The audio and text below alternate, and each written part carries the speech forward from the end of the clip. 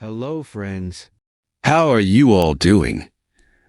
Today, we bring you a story that will quietly touch your heart.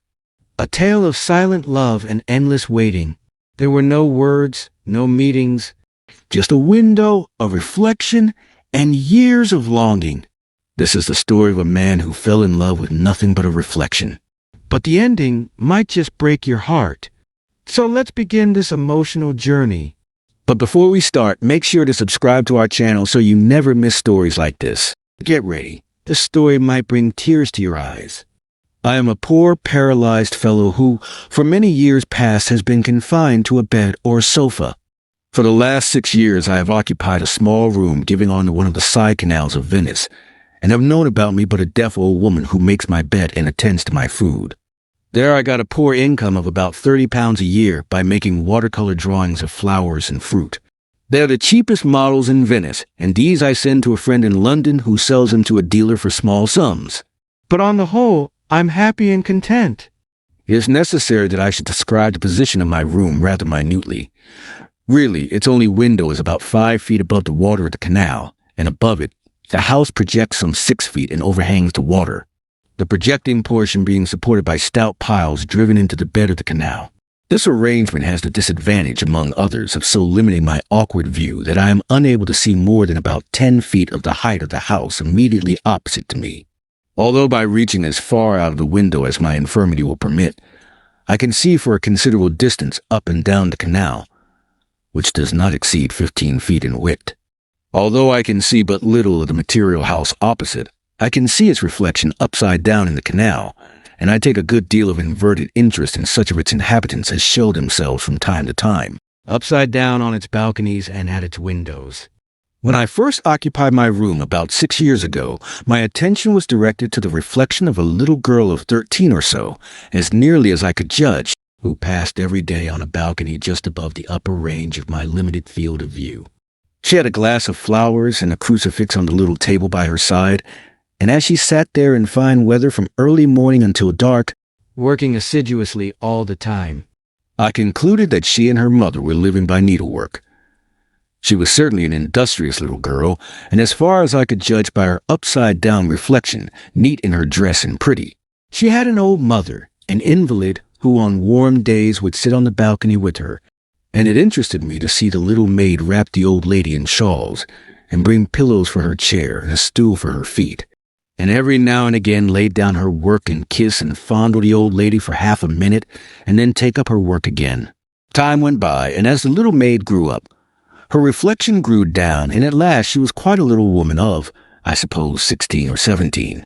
I could only work for a couple of hours or so in the brightest part of the day, so I had plenty of time on my hands in which to watch her movements, and sufficient imagination to weave a little romance about her and to endow her with the beauty which, to a great extent, I had to take for granted. I saw, or fancied that I could see, that she began to take an interest in my reflection, which of course she could see, as I could see hers. And one day, when it appeared to me that she was looking right at it, that is to say, when her reflection appeared to be looking right at me, I tried the desperate experiment of nodding to her, and to my intense delight, her reflection nodded in reply, and so our two reflections became known to one another.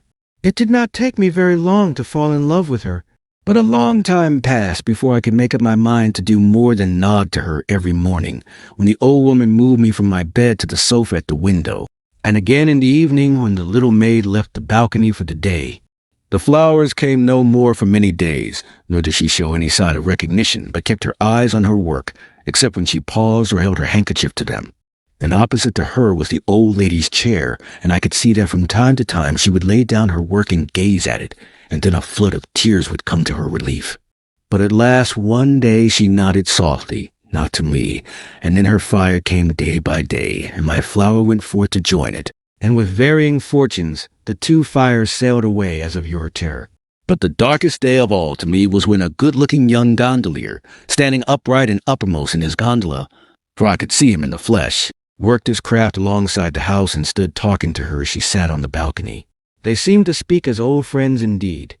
As well as I could make out, he held her by the hand during the whole of their interview, which lasted quite half an hour. Eventually he pushed off and left my heart heavy within me, But I soon took heart of grace, for as soon as he was out of sight, the little maid threw two flowers growing on the same stem, an allegory of which I could make nothing until it broke upon me that she meant to convey to me that he and she were brother and sister, and that I had no cause to be sad. And thereupon I nodded to her cheerily, and she nodded to me and laughed aloud, and I laughed in return, and all went on again as before. Then came a dark and dreary time, for it became necessary that I should undergo treatment that confined me absolutely to my bed for many days. And I worried and fretted to think that the little maid and I should see each other no longer, and worse still that she would think that I had gone away without even hinting to her that I was going. And I lay awake at night wondering how I could let her know the truth. 1,050 plans flew through my brain, all appearing to be feasible enough at night, but absolutely wild and impracticable in the morning. One day, and it was a bright day indeed for me, the old woman who tended me told me that a gondolier had inquired whether the English signor had gone away or died. And so I learned that the little maid had been anxious about me, and that she had sent her brother to inquire. And the brother had no doubt taken to her the reason of my protracted absence from the window. From that day, and ever after during my 3 weeks of bedkeeping, a flower was found every morning on the ledge of my window, which was within easy reach of anyone in a boat. And when at last the day came when I could be moved, I took my accustomed place on the sofa at the window. And the little maid saw me and stood on her head, so to speak, and clapped her hands upside down with a delight that was all legs. And as I sat upright again, so for the first time the gondola passed my window.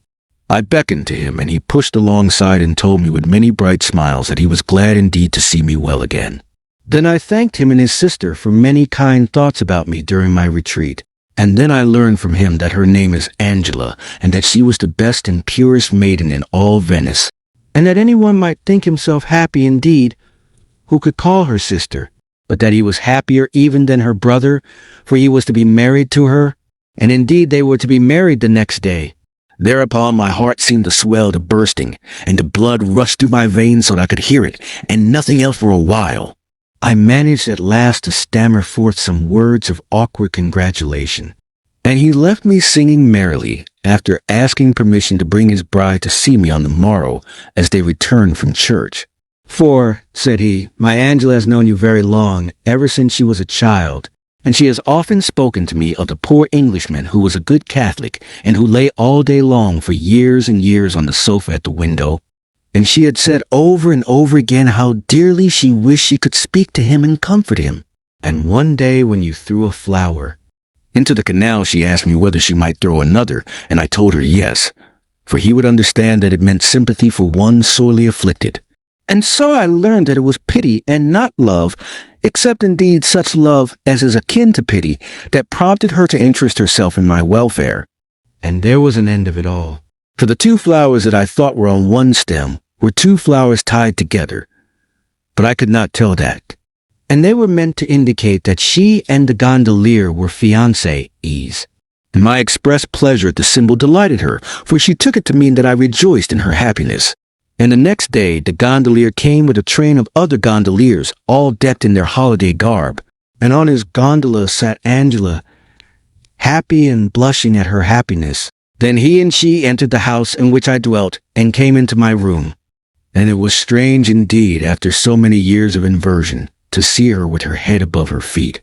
And then she wished me happiness and a speedy restoration to good health, which could never be. And I, in broken words and with tears in my eyes, gave her a little silver crucifix that had stood by my bed or my table for so many years. Angela took it reverently and crossed herself and kissed it, and so departed with her delighted husband. And as I heard the song of the gondoliers as they went their way, the song dying away in the distance as the shadows of the sundown closed around me, I felt that they were singing the requiem of the only love that had ever entered my heart. This is the end of our story. If you liked it, please subscribe to the channel and enjoy more heartfelt tales. Thanks for watching.